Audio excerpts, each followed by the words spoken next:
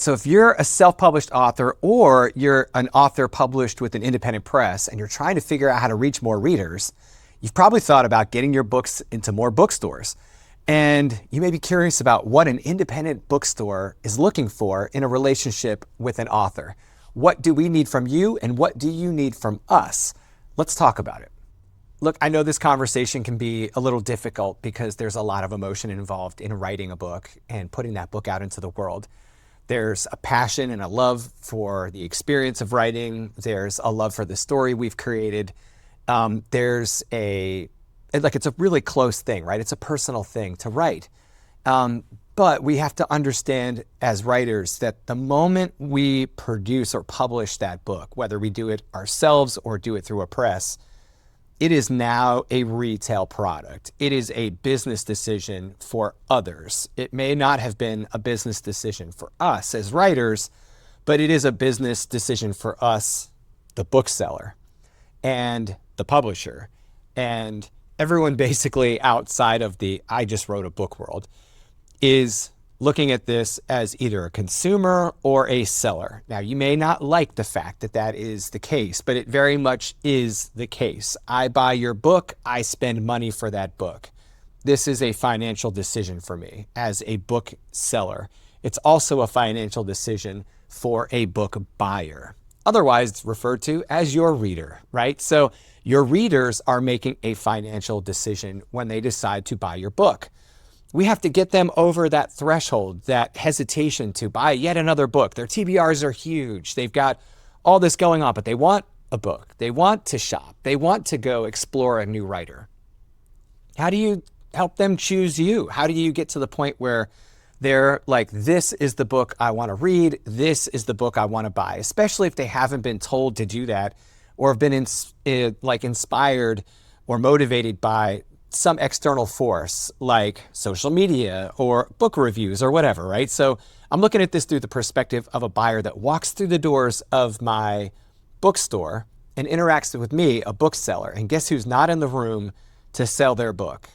You, the author, right? The only thing that helps me sell your book outside of me talking about it is your cover, is the depth and thickness of your book, your word count, your page count. It's the product, right? Your book is a retail product in my store. So let's look at the book as a retail item. Let's look at it as a product to be sold. And that will really help shape the rest of this conversation and remove it from being such an emotional thing and make it more of a business thing. So let's jump into that. First things first, I don't care what anyone says. They do judge books by their covers, okay? Your book will be judged by your cover. Readers walk through the door, they go straight to a certain section of the store where they're more inclined to make a buying decision. They're here to shop for a book. They know what genres they read. They know what kind of stories they like. And they're either looking to do more of that, right? Read more stories like they have and enjoy more stories like they normally do. Or they're looking for something new. In either case, they're specifically they have something in mind, right? And what they need is your book to be very clear about what it is. And the first experience they're going to have with your book is the cover. So your book cover is probably the most important part of this conversation, to be honest with you. The cover art and the title and the fonts and all the things that go into designing your cover wrap, all of that is hyper important to this selling conversation. It's hyper important to me as a bookseller because when you bring me your book and say, would you like to stock this in my store? Or when I find your book somewhere else, I'm going to see the cover art and I'm going to read the description. And the book buyer, the reader, is going to do the same exact thing when they walk in my store. They're going to see your cover art and they're going to flip it over and read the back. So let's unpack this just a little bit more. Book cover design is critical, as I've said. Your art needs to tell me what genre this book belongs in. Is it a dark thriller? Is it a horror story? If it is horror, is it gothic or is it a slasher?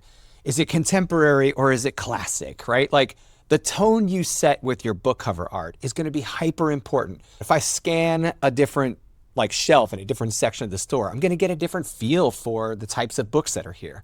And customers are doing that. They're just walking around. You've been doing it your whole life as a book buyer. You've been walking around looking for books. You go to the section you're interested in and you see the covers and the titles. And those two things grab your attention or they cause you to keep looking, right? So your title needs to be like clear and it needs to definitely reflect the genre. And your cover art needs to reflect the genre. I want to say something here that might be a little controversial, but it should not be controversial whatsoever. Your readers don't care what your budget was. They don't care if you spent $1,000 or if you spent $100 on your cover. They just want to be enticed by your cover. That's it. They want to see the art. It reflects the genre. They want to see that it's quality, that it's not AI generated. Okay, let me repeat that. It is not generated by artificial intelligence, and that your book is very clearly belongs in a genre they're interested in. And it kind of gets their attention. It's unique enough where they don't feel like they just read that story last week from someone else, but it's also familiar enough because it fits well in the genre that they are interested in. Your title needs to do a bit of the same work. And to me, clarity wins over like wittiness every day of the week when it comes to the art. Now, when we flip the book over and we read the description, we want it to not give spoilers, but it needs to fit in genre and it needs to have stakes involved. It needs to have some theme involved. I need to understand what's at stake here. I need to understand that this book covers topics or addresses certain character traits that interest me. You want to intrigue me, but you also want to give me enough information that I know this is for me, or I know that it's interesting. And the worst thing I think you can do as a person who doesn't have a huge backlist or a massive following is fill your whole back cover with blurbs and reviews and quotes.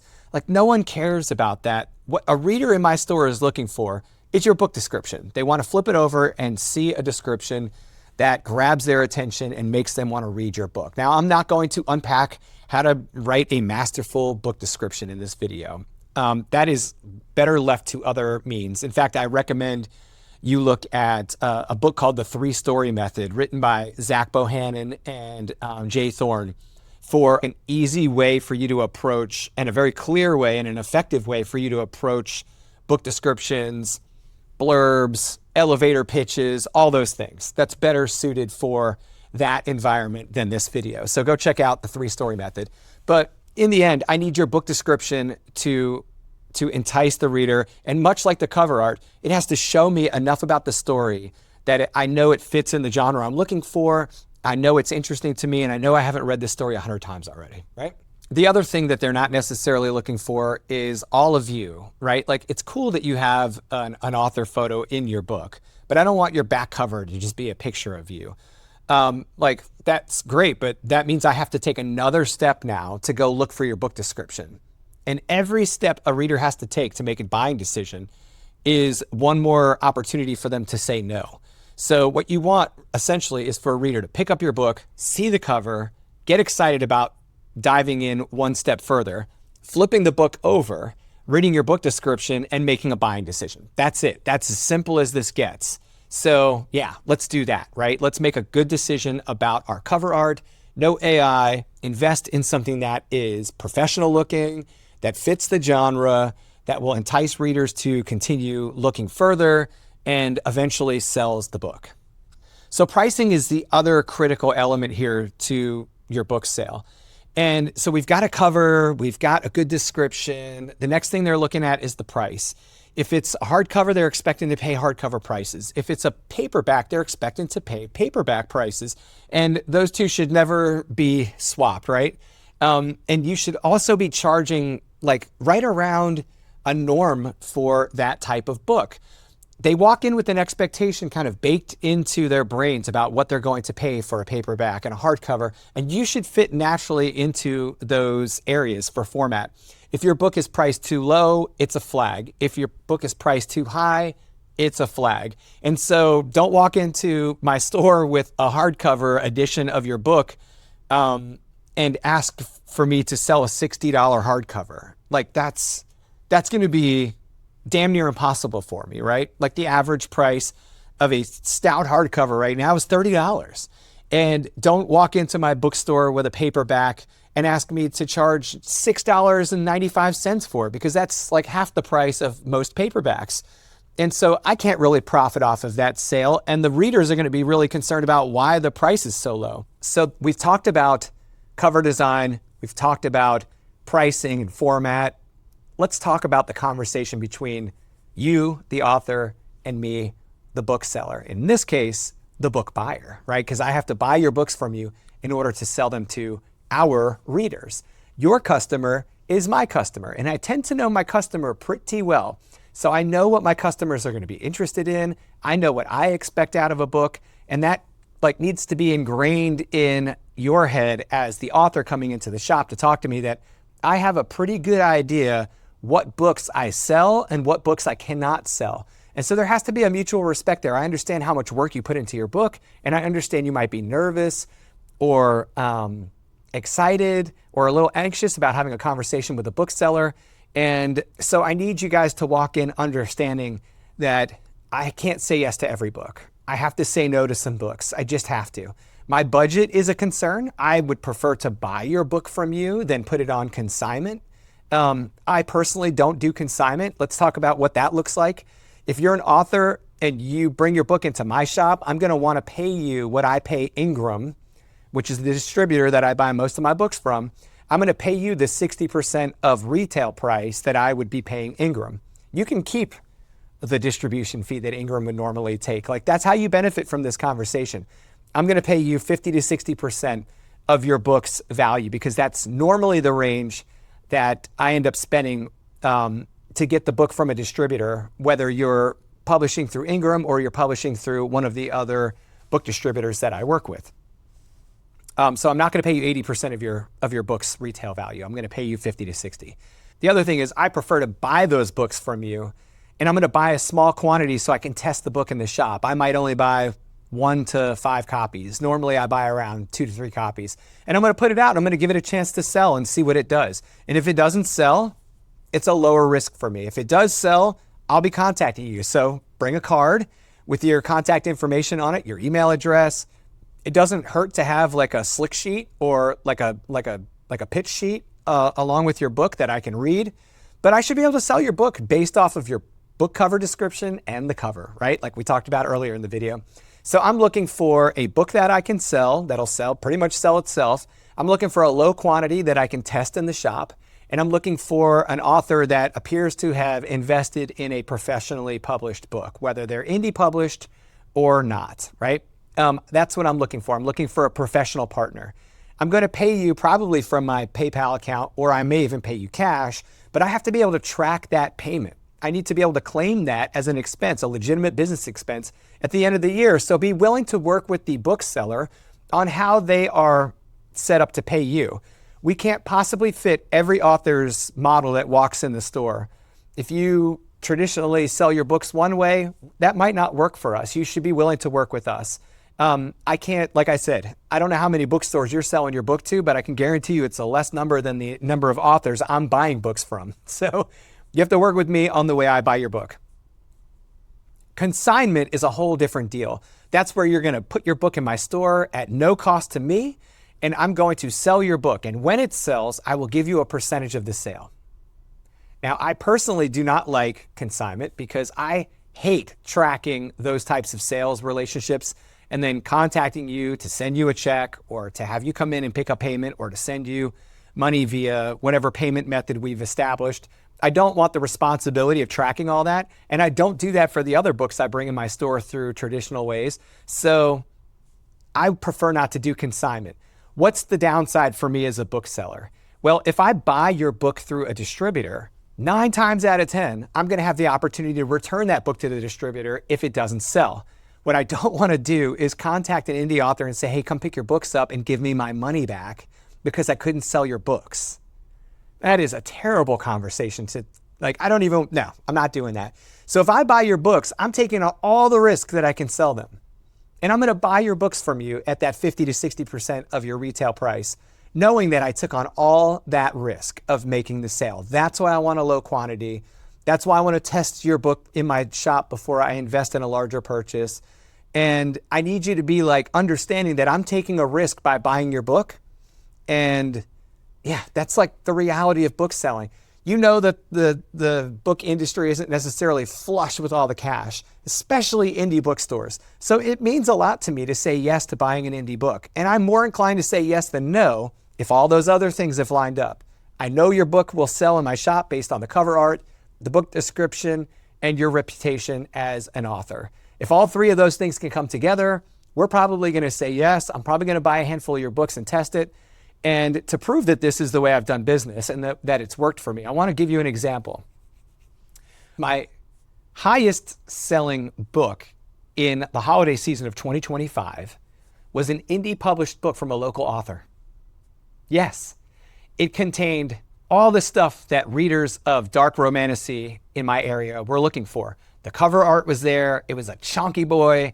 It had all the things in it. It was erotic. It was all the things that that particular niche reader is expecting.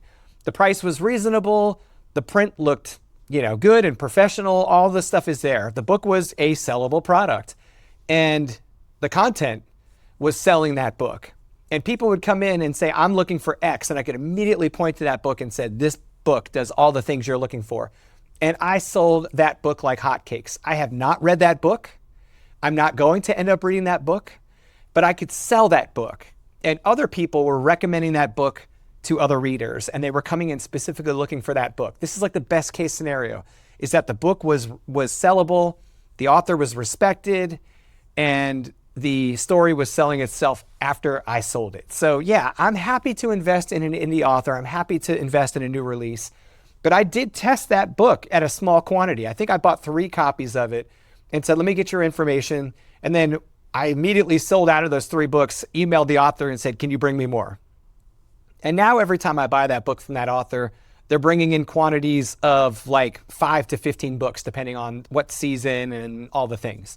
But yeah, it works, and we have a good relationship, and I don't mind spending the money on those books because I know they'll move. So yeah, all that kind of wrapped into one successful story. Now I've got other books that have come in the shop that do not have covers that necessarily would sell well, and they're still sitting on my shelf.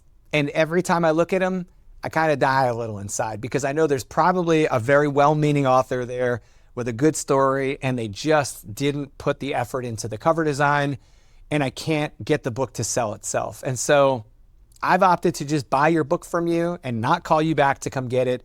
And I am taking on the responsibility to move that book. I'm probably going to end up selling those books at a discount, and I may even end up discounting them all the way down to the exact price I paid for them just to get them to move.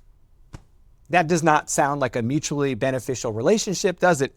It doesn't sound like a success story for either of us. So please do me a favor. Take into account all of those things when you consider, I'm not just saying this because it's something I feel. I watch this every day in my sales numbers. All right, a little icing on the top of this conversation to close things out. I want a mutually beneficial relationship. I've been saying that. What does that mean? I want an author who is going to be actively promoting their book, okay? Don't come in and try to sell me your book and try to sign up for an author event, and then I go check your social media and it doesn't exist, or you're not on it. You're not doing other events. You're not doing anything to sell your book. You're expecting me to do everything to lift your book. And I need you to be a partner in this. The best thing ever is an author who is equally is excited about selling their book and equally active selling their book as they expect a bookseller to be. So be a good human. Be an active seller of your book. Be someone that would talk about my bookstore on your social media, that would promote that the book is in the store, would try and drive traffic to my doorfront, that would be interested in my success just as much as they are interested in their success. All of those things. This is what a mutually beneficial relationship means. If you think you're just going to drop your books off and walk away and then never promote the book, never promote the store, well, that's going to probably ruin our chances of working together in the future. All right, let's talk about how I get your books. I can either buy them directly from you with the ways I was talking about with consignment or outright purchase, or I can order your books through Ingram, right? Or whatever publisher you have. What I don't want to do is have 900 places I have to order books from. So if you published your book with an indie publisher and they offer very favorable rates to booksellers, I might be enticed to contact them and buy more of your book, if that's your preference. If you'd rather I buy your books through Ingram Spark, which is great, I would, that for me, that means iPage. But if you published your book in Ingram Spark, that makes it available to me in iPage. Excellent. The only thing I ask for you is that you have a regularly discounted rate and that you make that book returnable. Okay, those are two huge points in Ingram for booksellers. Your rate needs to be set at the regular 55% discount, and it needs to be returnable. If it's not returnable and that book is sitting on my shelf for a certain period of time and I need to return it so I don't lose money on it, that's going to hurt me if it's non-returnable. If it isn't discounted at the regular rate, I lose out on profit. It doesn't do anything for you, but it does something to me. What does this mean? Bookstores normally see a 40% profit on your retail price, even though you've set the price at 55 regular in Ingram, right? In iPage. Where's that other 15% go? To Ingram. They don't tell you that as the author when you're self-publishing in Ingram, at least not easily, right? It's not like right there on the dashboard. When you set it at 55% regular discount for booksellers, Ingram takes 15% off of that and then the bookseller gets 40. That's the reality. If you reduce that number down to 40%, I see less. I see closer to 20 to 25%. That's not going to work for me. It's too much risk. I don't know if I can sell your book. And honestly, all that work for just, a couple like $2, it might not be worth it, especially when your competitors are pricing it at regular discount. And I know I can make more profit off of selling one of those books than two of yours, right? Let's be honest here. This is a business decision for the bookseller. So make sure your books in iPage are at the regularly discounted rate and that they're returnable. What I can't do is I can't buy your books at wholesale from Amazon. Sorry, I can't. I need it to have an ISBN number. I need it to be available in the distribution system, or I need to be able to direct buy it from you.